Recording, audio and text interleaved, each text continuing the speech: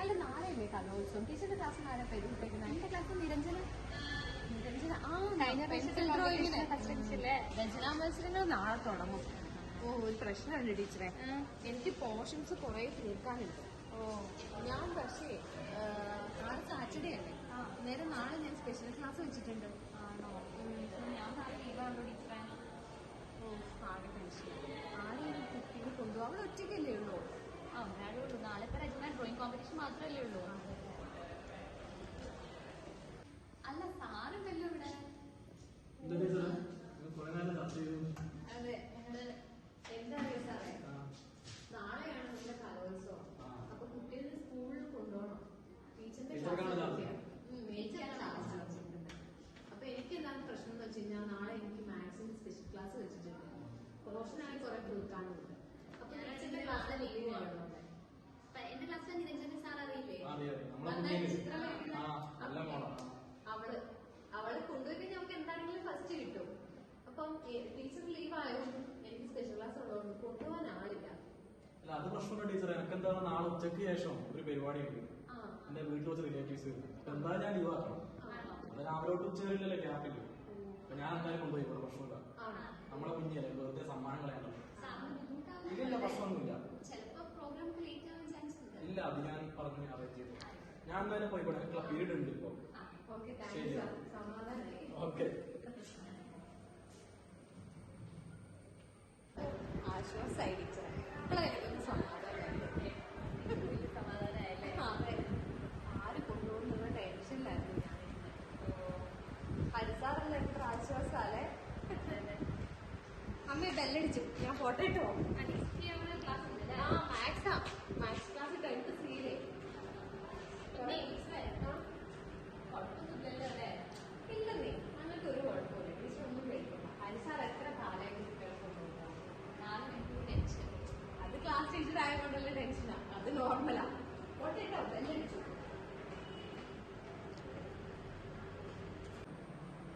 ആരും തന്നെ തന്നിരിക്കുന്ന പേപ്പറിൽ ഒന്നും തന്നെ എഴുതാൻ പാടുള്ളതല്ല.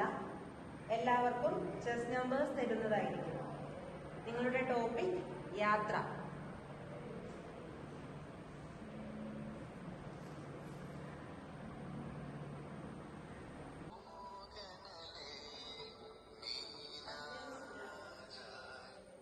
ഹലോ, ആണോ? Okay okay okay. ഞാൻ അറിയിച്ചേക്കാം. ശരി ടീച്ചറെ. നമ്മുടെ നിരഞ്ജനയ്ക്ക് പെൻസിൽ ഡ്രോയിങ്ങിന് ഫസ്റ്റ് ഉണ്ട് കേട്ടോ. പ്രതീക്ഷിക്കല്ലായിരുന്നു. എല്ലാ വട്ടം ഒക്കെ തന്നെ. അതെ അതെ അതെ. അവളോടൊന്ന് പറഞ്ഞിട്ടോ ടീച്ചറെ? അവളോട് ഞാൻ അറിയിച്ചേക്കാം. അവൾ എന്ത് ആക്സിഡന്റാ? ഞാൻ ഒന്ന് വിളിച്ചു നോക്കട്ടെ. എന്തായാലും എന്തായാലും ആക്സിഡന്റ് ആയിട്ട് ഞാൻ വിളിക്കണം എന്ന് ഞാൻ ചെക്ക് ചെയ്യായിരുന്നു. ഇനി സബ് ജില്ലാ കലോത്സവത്തിന് കൊണ്ടുപോകേണ്ടി വരുമോ? അവിടെ അമ്മ കൊണ്ടുപോകും. അല്ലെങ്കിൽ നമുക്ക് ഞാൻ കൊണ്ടുപോകോളാം. ഞാനിപ്പോ ലീവൊന്നും ഇല്ലല്ലോ. ശരി.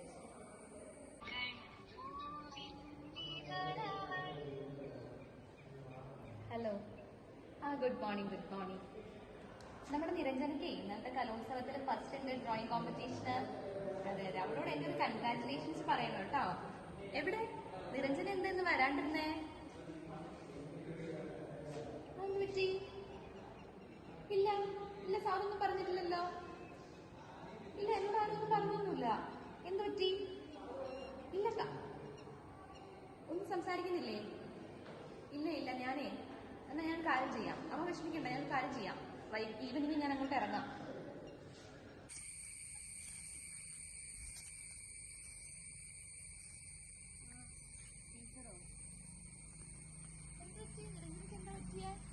ഇന്നലെ കലോത്സവം കഴിഞ്ഞ് വന്നതിന് ഒന്നും മിണ്ടുന്നില്ല, ഒന്നും കഴിക്കുന്നില്ല, ആരോടൊന്നും പറയുന്നില്ല. ആ മുറിയിൽ ഒറ്റ ഇരിപ്പാ. എപ്പോഴാ എത്തി? ഇന്നലെ ഒരു 5 മണി 6 മണിയായി. എന്താ ചെയ്യേണ്ടത് എനിക്ക് അറിയില്ല. നമുക്ക് ടീച്ചറൊന്ന് സംസാരിച്ചു നോക്കി.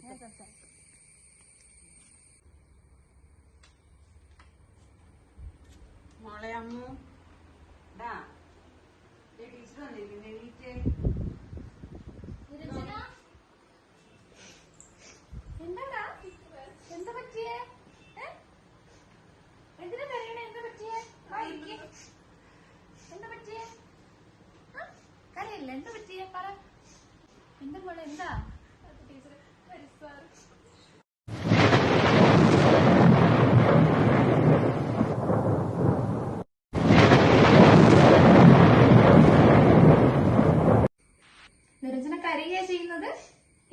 ടീച്ചർ പഠിപ്പിച്ചു തന്നിട്ടുള്ളത്? ഇങ്ങനെ എപ്പോഴും കരഞ്ഞോണ്ടിരിക്കോ? എത്ര നിരഞ്ജനമാരുണ്ടാകും? ഇങ്ങനെയുള്ള എത്ര ഹരിസാറുണ്ടാവും? അപ്പൊ ഇങ്ങനെ കരയാ ചെയ്യേണ്ടത്? ടീച്ചർ ക്ലാസ്സിൽ അതാണോ പറഞ്ഞു തന്നിട്ടുള്ളത്? ഇനി ആർക്കും ഇങ്ങനെയൊന്നും സംഭവിക്കില്ല. ടീച്ചർ എന്റെ കൂടെ നിൽക്കണം.